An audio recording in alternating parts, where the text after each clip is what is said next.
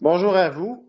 Voici dans le fond l'Intel que j'avais parlé durant l'appel. J'avais vécu des situations personnelles dont j'avais pas été en mesure nécessairement d'aller en détail dans mon Intel. En fait, dans mon Intel, j'ai quand même fait des réponses à des questions. On était les admins ensemble aussi. Là, j'avais parlé que je reviendrais sur ces notes-là. J'en ai quand même plusieurs. Donc, je vais y aller. J'en ai pour plusieurs minutes. Donc, en fonction de l'appel de QSI Québec, en passant à White Dragon, Q&A, QSI Québec, en fonction de l'appel du 10 juillet. Donc, le 3 juillet, ce qui s'est passé, il y a eu actuellement le BRICS. BRICS, on s'entend, c'est Brésil, Russie, Inde, Chine, Afrique du Sud et potentiellement la Turquie. On n'a pas officiellement signé, mais généralement dans la crypto qu'on achète sur le talent, on met le T. Donc, pour les newbies, non. Mais techniquement, la Turquie a déjà signé dans le BRICS. Ça représente à peu près le 2 tiers du poids en population du monde qui sont avec le BRICS. Ils sont en train de forcer, dans le fond, la barrière du pétrodollar.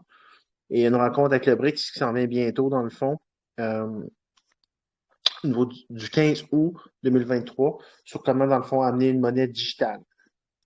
Fait qu'ils utilisent, dans le fond, comment utiliser la crypto pour des cross-border payments, donc des paiements interpays. Fait que c'est ça. Fait que cet événement-là va avoir lieu en Afrique du Sud, comme par hasard aussi. Avec les réévaluations, puis tout ce qui s'est passé en Afrique, puis tout l'échange, puis les IM, puis ces choses-là, ça n'a aucun rapport. Hein? C'est tout des beaux hasards qui arrivent. Je suis très sarcastique actuellement. Fait que dans le fond, ils sont en train de bâtir des blocs qui existent déjà depuis 2010. Il y a déjà un bloc qui existe à propos du BRICS qui existe depuis 2010, qu'on appelle le BRICS Interbank Cooperation mécanisme qui a été déjà lancé. La nation des BRICS sont en train, dans le fond, de développer également aussi une application qu'on appelle le BRICS Pay. Il y a également des choses à noter, c'est que Soros, dans le fond, a laissé, dans le fond, le contrôle ou transmis, dans le fond, les règnes de sa compagnie à son fils Alex, puis qui a coupé 40% dans le fond, des employés, du staff. La Russie également, au mois d'août, va réduire, dans le fond, de 500 000 barils de pétrole par jour en août 2023. Ça arrive après l'annonce, dans le fond, de la réduction de la production de l'Arabie saoudite. L'Arabie saoudite est un partenaire clé de la Russie avec l'OPEP. Tous les pays, dans le fond, qui sont exportateurs de pétrole. Fait au total, ce qui arrive, c'est qu'il y a moins 9,5 millions de barils de pétrole par jour qui vont être coupés de mars à la fin de l'année par la Russie. C'est énorme. C'est énorme. C'est beaucoup. Ça va dans le sens également d'une planète plus verte et pour la suite des choses au Nouveau Monde aussi. Donc, c'est un narratif parce que dans le fond, euh, on sait qu'avec le relâchement de certains brevets de NDA, de Non-Disclosure Agreement, il y a certaines inventions qui existent déjà qui fonctionnent à l'énergie libre. Fait que ça va dans un narratif qui est logique actuellement, ce qu'on voit. Donc, la réduction de l'essence dans l'utilisation de différentes choses. On poursuit avec d'autres nouvelles. Là, je vais mettre un peu de ce que je vois en ce moment avec ce qui a été dit, parce que là, on est quand même aujourd'hui le 15, on n'est plus le 10. J'aimerais ça faire cet appel-là avant, mais c'est ça, la vie est comme ça. Faire le 25 juillet, dans le fond, ça va être le troisième fois qu'il y a un 7-7-7. Donc, comment qu'on je fais ça? Dans le fond, c'est facile, c'est la numérologie, ça vaut ce que ça vaut. Mais c'est quand même des dates qui ont été soulevées par QSI étant à surveiller. On parle du 7 juillet, on parlait du 16, on parlait du 25. Plus un autre tableau de dates. Il y en a à peu près 6-7 qui est à surveiller quand même en juillet. C'est un gros mois. Trump a déjà parlé aussi de Noël en juillet. Je vous rappelle qu'il y a toujours des interactions avec le Julian Calendar aussi, qui a 13 jours de retard sur le calendrier grégorien.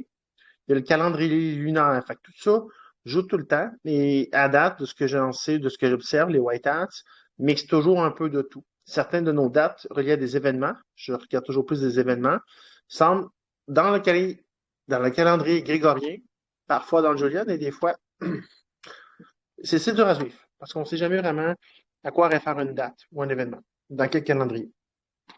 Fait que c'est pour ça qu'il faut toujours essayer de se faire un peu sa propre tête sur ce qui est dit ici, de ne pas tout prendre pour du cash, parce que nous, quand on est messager, on tente de diffuser l'info puis de vous tenir au courant pour garder sur la traque. Le but, dans le fond, de toutes ces vidéos-là est de vous garder la tête en dehors de l'eau pour vous dire qu'on arrive, qu'on est là, de tenir bon, que tout est sous contrôle. Parce que à travers toute cette durée-là, on peut s'essouffler. Puis rappelez-vous l'analogie des rats utilisée dans le dernier appel. C'était très important. Puis également lors de la rencontre face-to-face le dimanche. C'est vraiment important de se rappeler de ça. Il n'y a pas vraiment d'enjeu, à mon sens, à moi. On s'en sort pas, mais on est testé puis on tente de stretcher notre zone de confort, notre élastique, notre manière de réagir par rapport à l'argent émotionnel, puis il faut la stretcher tout le monde. On a cette responsabilité-là actuellement. Fait que ce qui est particulier, c'est que l'année 2023, c'est une année 7. Donc 2 plus 2, 4 plus 3, 7. Donc juillet est le septième mois d'une année 7.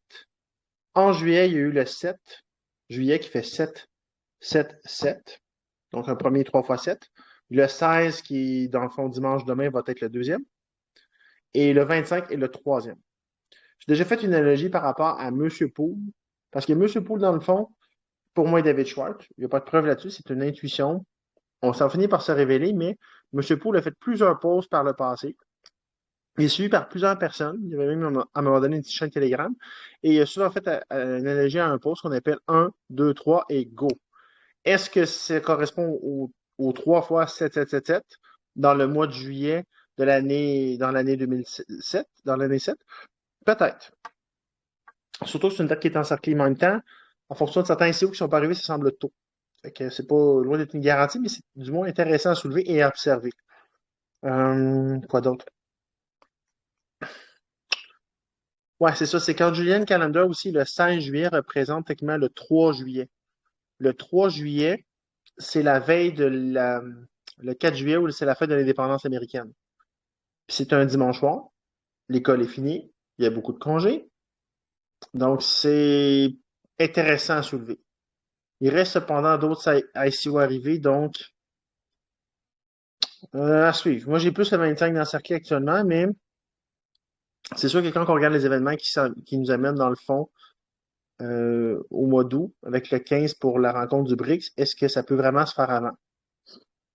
Personne ne sait. Moi, je ne fais que soulever des points pour vous faire réfléchir, puis vous faire mijoter tout ça, puis dans votre cas, choisir un peu c'est quoi votre timeline.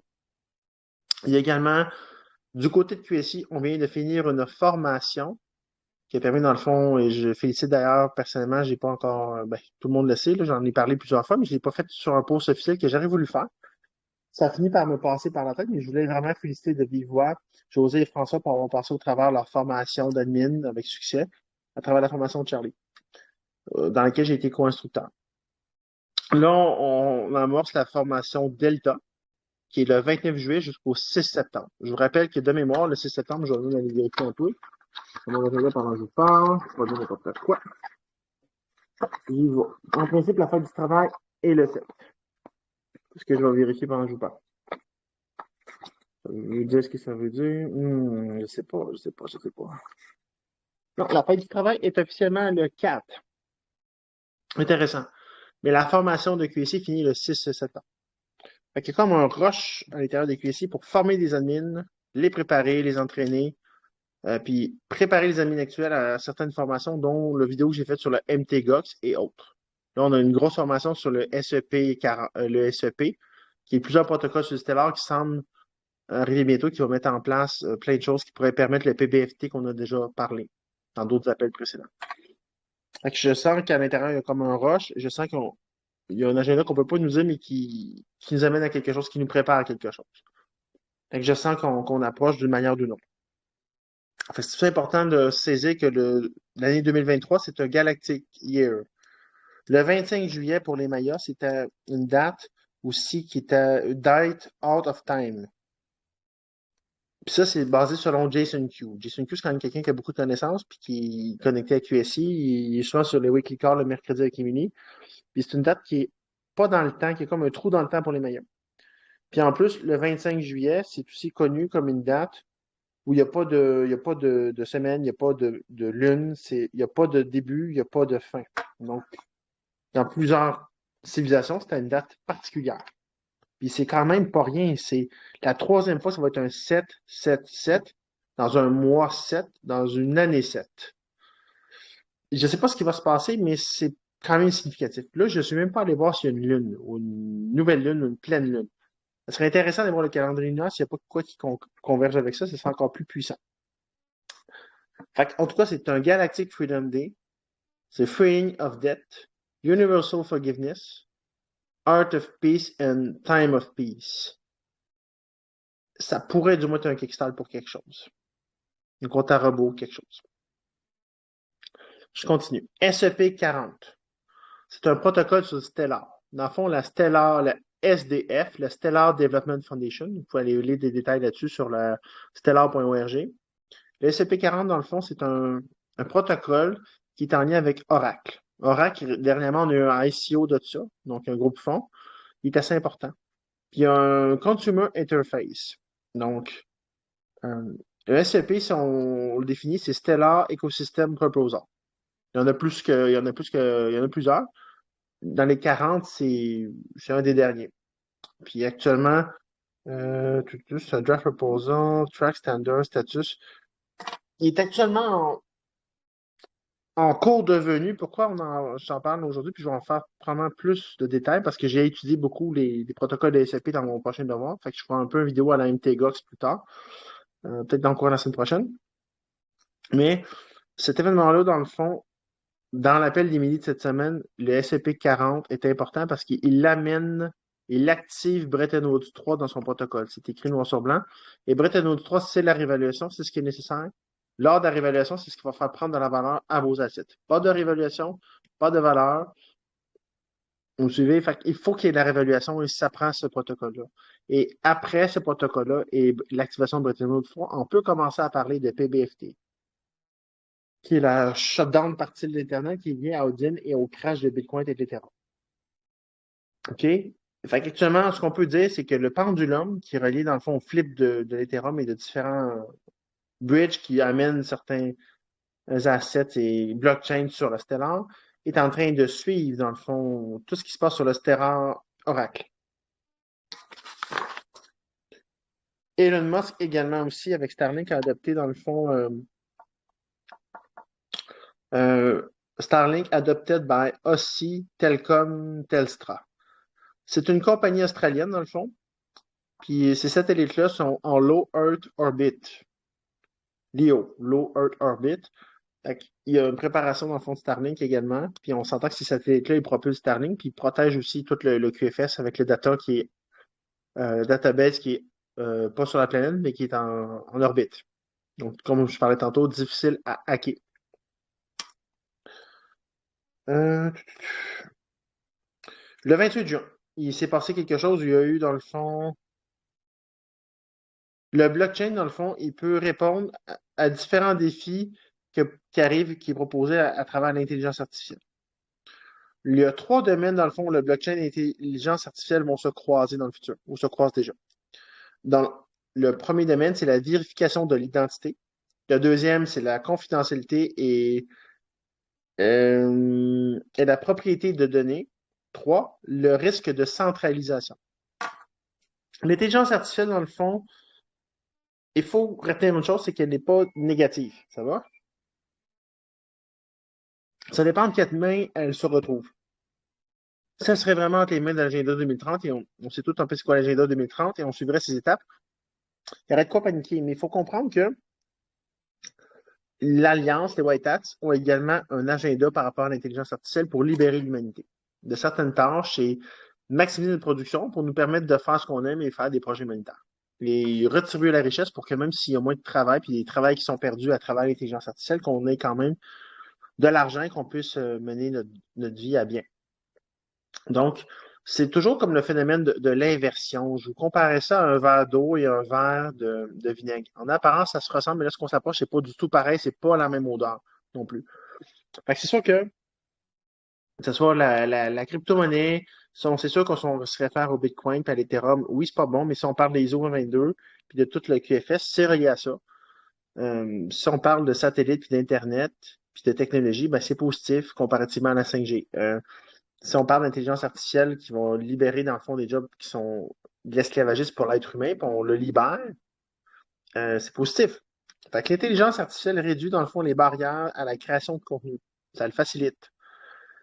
Mais ça va provoquer également un flot de désinformation puis, et de deepfake. Fait qu'il faut vraiment, dans le fond, regarder l'authenticité qui est au cœur de la technologie de la blockchain. Je continue. Par exemple, une signature numérique unique pourrait être créée pour chaque élément de contenu numérique et enregistrée sur une blockchain. Ça va permettre, dans le fond, à quiconque de vérifier l'authenticité du contenu. Avec la blockchain, je vais venir, je vais préciser après. Je vais continuer avec le point 2 avant. Je me réalise. Le point 2, je suis à bonne place. Ouais, je suis à bonne place. Correct. Le point 2. Google et Facebook utilisent des infos pour monétiser les différentes formes de données. Fait que, dans le fond, le navigateur Brave, lui, ce qu'il va faire, je vais manquer de batterie, bougez pas. Ça, c'est pas bon. Fait que là, je me connecte, sinon on finira pas l'appel. Je vais juste bouger un peu mon téléphone, puis je charger. Je l'arrange, je suis en train de m'organiser. Désolé pour ce petit imprévu, j'étais convaincu que j'allais pouvoir finir mon appel avec cette batterie-là, ce qui n'était pas le cas. OK, là, je crois que je suis bien installé. Donc, je poursuis le point 2. Point 2. C'est dans le fond, Google et Facebook utilisent des infos pour monétiser les différentes formes de données. Fait que ça, c'est contre votre consentement et ça vous les partage pas. Alors que Brave, lui, dans le fond, Brave, le navigateur Brave, la tête de lion, que plusieurs éveillons ont installé durant les derniers 2-3 ans, il démontre comment la blockchain pourrait lutter contre cette tendance. Dans le fond, le Brave va permettre, par exemple, aux individus de conserver leur souveraineté de données perso et de décider comment et quand elles sont partagées et monétisées, et probablement d'y participer. C'est un choix qui va devenir libre aux gens et conscient. Fait que le point 3, c'est l'intelligence artificielle a tendance à la capitalisation et au risque d'oligopole, donc un monopole. Puis il limite les alternatives pour les utilisateurs. La crypto, elle, ce qui est positif, c'est pour ça qu'il faut l'avoir positivement et non comme evil puis vous contrôler. Son côté transparent est important. Et c'est ça qu'on a fait, c'est d'inverser les pôles, de vous faire croire que ce qui est transparent est dangereux pour votre contrôle et votre surveillance. Alors, que ce qui est dangereux, c'est ce qui n'est pas visible et qui est manipulé en arrière-plan. Et c'est ça qui fait qu'on est tous sous contrôle. Mais si tout est transparent et tout visible pour tout le monde, au contraire, on n'en serait pas ce qu'on en est aujourd'hui. Fait que la crypto, elle peut démocratiser le développement de l'intelligence artificielle en offrant des marchés de données et des calculs décentralisés. Donc, le domaine du blockchain de la crypto-monnaie peut contrebalancer la centralisation de l'intelligence artificielle et amener un équilibre entre les deux. Alors que l'intelligence artificielle tout seul pourrait présenter entre de mauvaises mains et dans certains contextes plus de risques. Mais la blockchain contrebalance ça. C'est important de comprendre ça. Donc, à ce jour, 422 millions ont été investis dans des applications spécifiques liées à la cryptographie, liées à l'intelligence artificielle, et à la confidentialité et à l'identité. Bon, ça me fait ce petit volet-là. Peut-être penser un peu à ça, qu'on pense à l'intelligence artificielle, puis voir les avantages aussi, pas seulement les côtés négatifs qui ont été présentés dans les films, comme dans Terminator. C'est pas tout à fait comme ça que ça va fonctionner. Le 29 juin 2023, le cofondateur de l'Ethereum, il s'appelle Joe Lubin. Lui, dans le fond, je vais lire mes notes, c'est en anglais. Je vous rappelle que je traduis simultanément. Mes notes sont toutes en anglais. C'est pour ça que des fois, vous pouvez regarder les feuilles et prendre quelques pauses.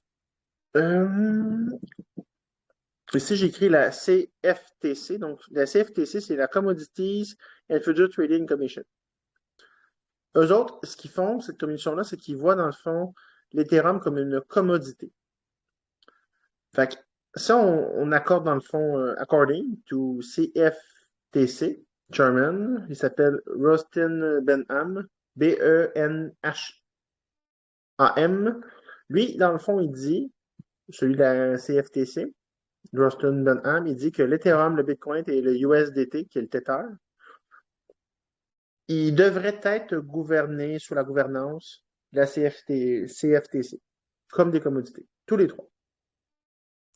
Fait que ça, c'est un narratif qui amène, dans le fond, la régulation de la crypto, qui ne l'est pas du tout en ce moment, puis on sait pourquoi. Fait que ça prépare cette législation-là et cette réglementation-là des cryptos qui s'en vient, qui va faire cracher le système, qui va l'amener vers le nouveau. Donc, c'est ça. Donc, c'est un narratif pour le public, pour que le Bitcoin, l'Ethereum et le Tether soient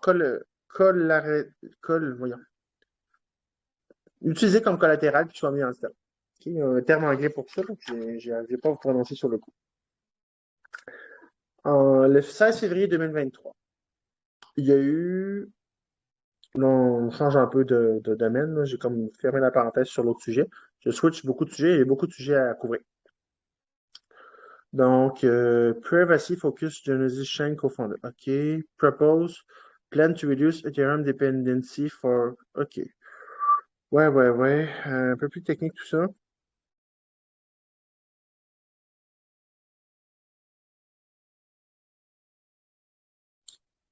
OK. Je vais essayer de le résumer simplement. Je suis pas sûr de moi de maîtriser tout ça, mais je vais y aller quand même. OK. Donc, le 16 février 2023, euh, il y a dans le fond Gnosis. Ça s'appelle Gnosis. Chain Co-founder. Lui, dans le fond, ce qu'il fait, c'est qu'il propose, dans le fond, un plan pour que l'Ethereum réduise sa dépendance par rapport au GNO token. Parce que l'Ethereum semble dépendant. Le GNO, on l'écrit GNO. Le co-founder, il s'appelle Martin Koppelman. Dans le fond, il a reporté le potentiel risque de sécurité, dans le fond, à travers une discussion dans la gouvernance de Gnosis dans un forum. Le GNO token, lui, dans le fond, euh, il vient selon un bridge contract. Puis lui, dans le fond, lorsqu'il est euh, il est réclamé, dans le fond, par le GNO sur l'Ethereum. Mais justement, le fait qu'il soit réclamé comme ça ouvre, dans le fond, un risque potentiel de sécurité qui est, pourrait amener d'autres événements. Parce que des fois, dans le fond, c'est comme si le GNO token, on s'appuie pour qu'il ait la même valeur que l'Ethereum, mais dans le fond, le problème, c'est qu'il n'y a pas toujours la même valeur. Fait que la différence entre les deux, des fois, pourrait amener un problème. Parce que c'est pas toujours le cas. C'est comme un peu l'USDT, si on dit qu'il vaut un dollar US, mais il ne vaut pas forcément un dollar US. Là, c'est juste dans le cas où c'est un token qui est comme lié à l'Ethereum, puis qui a une certaine valeur, puis qu'on prend pour acquis parce que tu en as telle quantité qui te tend l'équivalent en Ethereum. C'est pas le cas. C'est pas le cas. Fait que ça suppose, dans le fond, que quand on mine le GNO token, en Genesis, que l'équivalent de ce qu'on a miné est une quantité qui est lockée en Ethereum, comme un genre de bridge. Mais c'est ça justement qui mène à un potentiellement source de hack et qui représente un risque. Fait que c'est aussi un bridge bug. C'est dangereux parce que dans le fond, euh, ce qui a soulevé dans le fond M. Koppelman, le cofondateur, c'est que justement, à cause de ce gap-là entre les deux, ça peut justement amener des problèmes. Je sais le plus clair possible, là. Je sais que c'est pas évident, c'est plus technique. Bridge. Quand on parle de bridge, on réfère dans le fond à une série d'outils qui permet dans le fond de transférer des jetons, des tokens, en différents blockchains, de différents réseaux. OK? Fait que c'est ça. Fait que dans le fond, le fait qu'on bouge dans le fond de GNO vers Ethereum, il y a un mouvement en blockchain. C'est ça qui fait une brèche de sécurité aussi.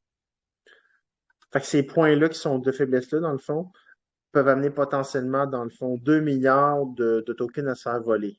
Ça, c'est amené quand même par le cofondateur, le Koppelman. OK?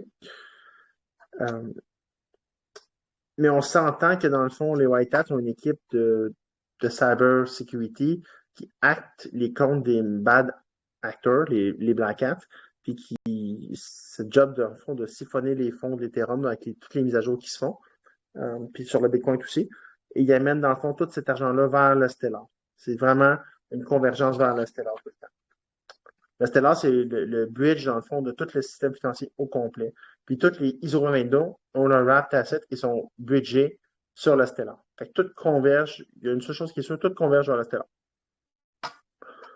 Le 5 juillet maintenant, ce qui s'est passé, c'est qu'il y a eu un ICO dans le fond.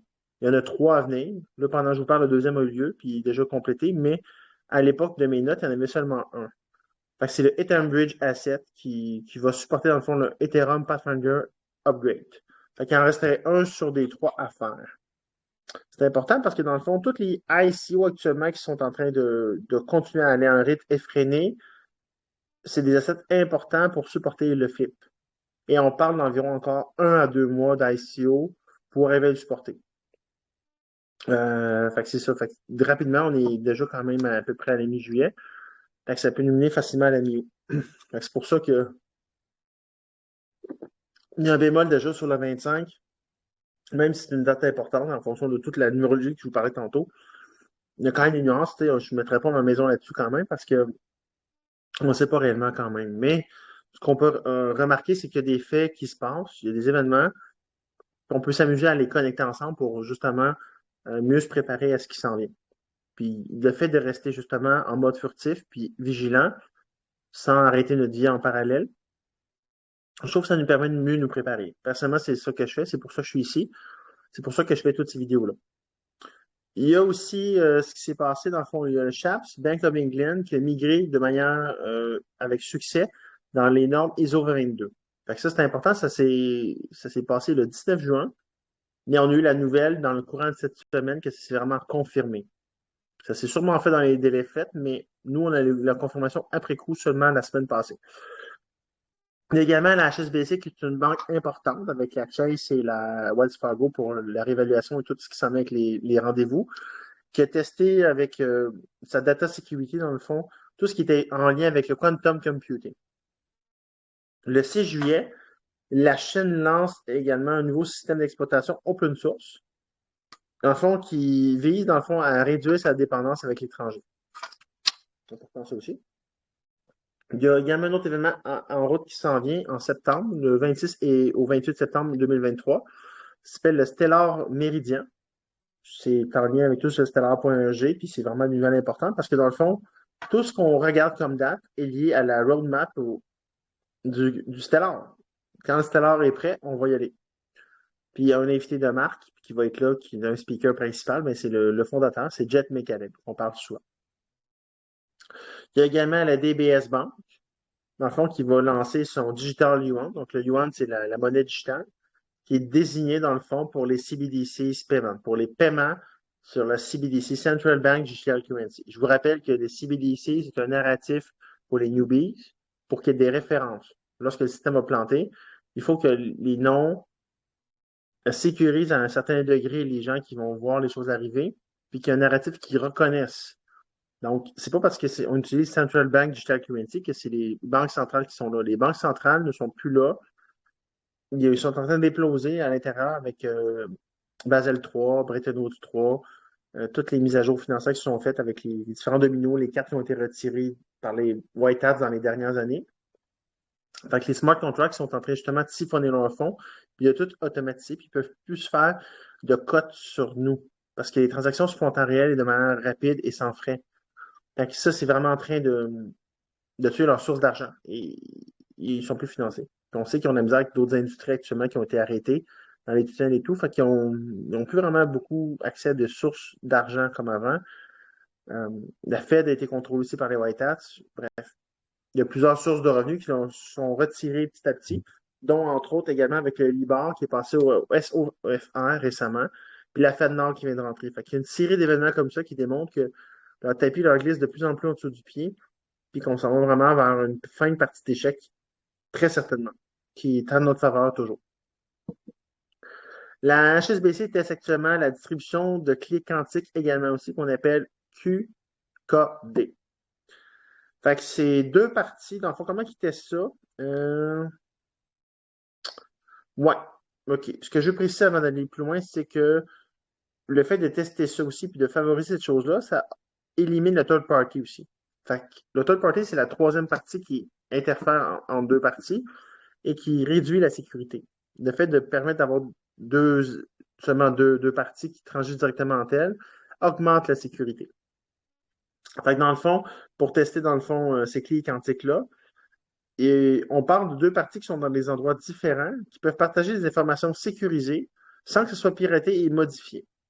À date, la distance qui a été, dans le fond, le maximum atteinte, c'est 1000 km le record. C'est sûr que par contre, avec l'ordinateur quantique, on sait qu'il traite en photons. Ça, c'est un peu une narratif newbie, on s'entend. En réalité, je pense que c'est plus que ça, mais ça, c'est comme ce qui est plus facile en faisant des recherches. Mais avec les photons, dans le fond, ce qui est appelé quand même à dépasser cette limite-là, c'est Les photons de haute intensité peuvent surmonter cette limite. Ça, j'en suis convaincu. C'est plus que ça, mais c'est ça. Les ordinateurs quantiques, c'est plusieurs photons à la seconde, à la minute. J'ai pas les chiffres sous les yeux, mais c'est vraiment une vitesse incroyable, là. Ça va au-delà de ce que je peux même concevoir moi-même en fonction de ce que je connais. Je reste un gars, à la base, plus intuitif, pas hyper technique. Dans le fond, pour préparer les appels que je vous fais, il y a beaucoup de recherches qui sont faites, puis je vais du mieux que je peux, mais à la base, je suis un gars issu de la santé, donc je suis pas issu du domaine financier. J'ai juste certaines facilités à comprendre certaines choses. Quand je m'y mets, je suis un autodidacte. Mais à la base, je ne suis pas issu de ce domaine-là. Il faut garder ça toujours en tête. Euh, ouais. L'espace serait également l'endroit parfait pour les satellites Q, QKD. C'est exactement ce à quoi sert la matrice. Fait que quand on parle on parle de la matrice, on parle de la nouvelle matrice qui est créée. On parle de Red Hat, par exemple. On parle du token AFRL, le BAL, le ROSC, le CATL, le CATL, puis le Cargo. C'est toutes des ICO qu'on a eu récemment à travers QSI, de différents partenaires. Puis ces partenaires-là, de ces cryptos-là, ces développeurs-là sont en lien avec SpaceX, puis de VAST, V-A-S-T, de Jet Mécanique. Puis je peux vous dire également que le dernier ICO de Pendulum, qui était important pour le flip, qui est arrivé, on vient d'avoir les drops de ça. On a reçu également les XM qui suivaient de ça. C'est le Pendulum WPEN2. Lui, il serait également relié, dans le fond, au KQD. Ici, j'ai un reminder. Il est arrivé le WPEN, oui, le WPEN2, le GNC aussi. Il y aurait, ça, je vous en parlais tantôt, deux Ethereum Bridge de plus. Là, c'est un qui doit arriver. Il y en a deux qui sont déjà arrivés sur trois. Il y a quelques ICO de plus qui devraient arriver dans les prochaines semaines, qui sont nécessaires pour SEP40, qui va permettre éventuellement le PBFT.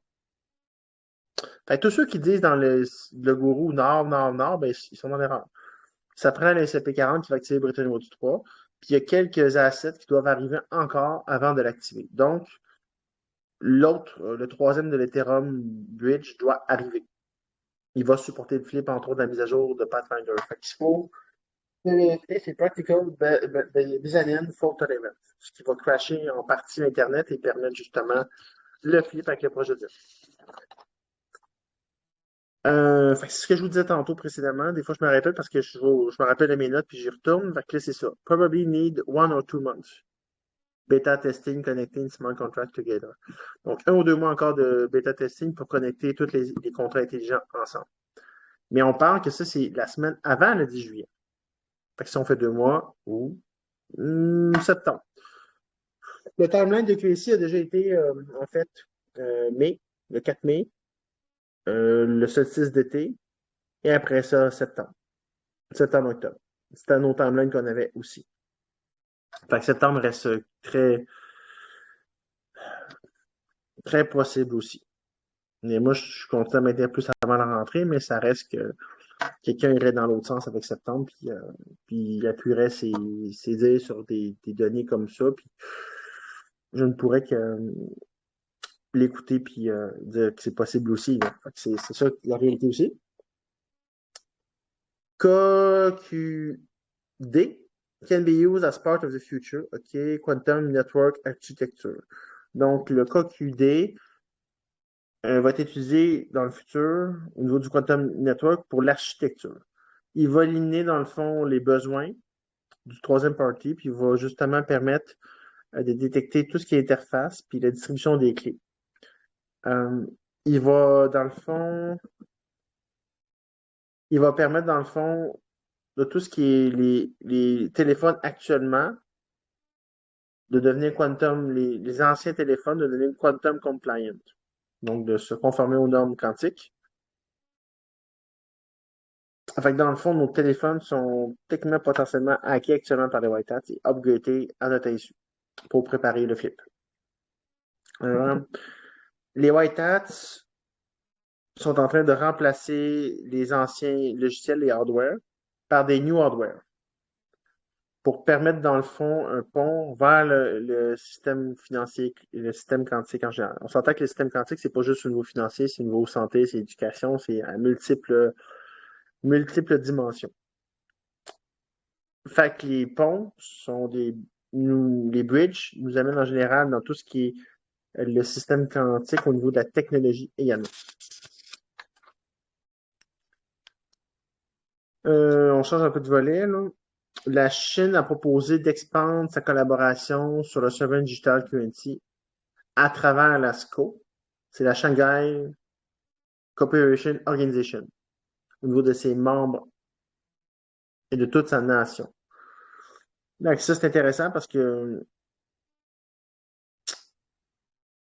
Sovereign, pour moi, ça résume un peu à Sovereign Gold Bond, là, mais en tout cas, c'est un lien que je fais moi-même. C'est pas directement relié, mais ça me fait penser à ça, du moins quand je lis ça. Le 5 juillet également, il y a Twitter, dans le fond, qui poursuit Facebook et Meta aussi. Ça, c'est important de le soulever. Il y a également chez Binance de multiples seniors qui se sont résignés. On parle de M. Hang Ng, qui était le General Counsel, Patrick Hillman, qui était le Chief Strategy Officer. On parle de Stephen Christie, qui était le SVP Compliance aussi. Les dates de surveillance qu'on parlait tantôt, il y avait le 11 juillet, le 13 juillet, dimanche le 16 juillet, on en parlait tantôt à cause du 7-7-7, la deuxième fois. Il y avait mardi le 18 juillet, il y a le 23 juillet qui est un samedi. Il y a un événement en ligne avec QSI qui est le Stellar Russie, en lien avec le RV et le XRP. On s'entend que l'XRP, ça bouge pas mal de ce temps-ci aussi. Il y a pas mal de choses à checker aussi là-dessus. Il y a également mardi le 25 juillet, qui est notre troisième fois, le 7, 7 et 7. Je vous rappelle qu'à ce jour, l'Ukraine a reçu 165 milliards en aide financière depuis la guerre avec la Russie, ce qui est énorme. 165 milliards. Il y a actuellement plusieurs régulateurs qui font de la pression sur Binance, qui est le plus gros échangeur de crypto-monnaies au monde, qui a actuellement 600 employés juste aux États-Unis. Puis la pression pour la régulation de la crypto-monnaie se fait à travers Binance aux États-Unis, en Europe et en Asie du Pacifique. Un gros narratif. Ouais. C'est déjà fini? Ça fait plus de temps que je pensais que j'allais avoir plus longtemps que ça à vous parler. Ok, j'ai bientôt fini. L'autre chose que je voulais dire, c'est que le Crypto Exchange, UOB aussi, a des difficultés sur Horizon. Horizon, ça semble lié au Stellar. Il y a actuellement 410 cas de Bitcoin. Ils sont passés en fait de 410 cas de Bitcoin à 26 cas. Les cas, c'est des milliers. Donc de 410 000 à 26 000. Également, ils sont passés également d'un nombre de visites de 30,2 millions à 7,2 millions. Donc, en mai, ils ont une baisse de 36,93% en un mois. Et en 2 mois, une baisse de 76,16%. Son jeton natif a baissé de 93%. Il est rendu à 2,70 US. Son sommet avait atteint 34,66 le 12 mai 2021. Donc, il y a vraiment quelque chose qui se passe sur certains échangeurs dans la cryptosphère. Le 7 juillet, SpaceX, qui est une compagnie d'Elon Musk, en direct de l'Arizona, a lancé 48 satellites pour Starlink. Donc, c'est quand même important parce que Starlink prépare le flip en lien avec le projet Odin. Fait qu'on voit que pendant que certains ICO qui arrivent dans la crypto, il y a certaines actions qui sont faites concrètement, physiquement aussi pour supporter tout ça. Fait qu'il y a une convergence de nouvelles qui mènent à la préparation de notre événement. C'est ce qu'on peut, suite à l'appel, ce soir, conclure, je crois. Et il y a également Daniel Dixon, qui est je ne me rappelle plus de sa fonction, mais un rôle important à la SDF, la Stellar Development Foundation. Sur son compte Twitter, elle a mentionné que le Stellar.org avait peut-être été taken over. Donc, il avait été piraté. Pas beaucoup de nouvelles là-dessus, j'ai pas beaucoup de détails.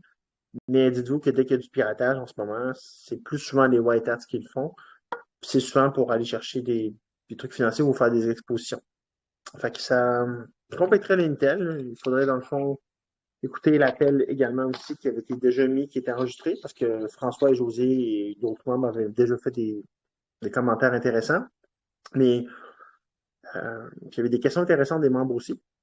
Fait que ça, dans le fond, ça venait compléter l'appel Q&A de QC Québec du 10 juillet. Voilà. En espérant que ces Intel-là puissent avoir été clairs, puis ça va apporter d'autres nouvelles. Là, on est actuellement samedi le 15 juillet, donc c'est sûr qu'il va y avoir un autre appel en préparation déjà pour lundi qui s'en vient. Fait que beaucoup de nouvelles à suivre et on reste connecté. Merci pour votre écoute.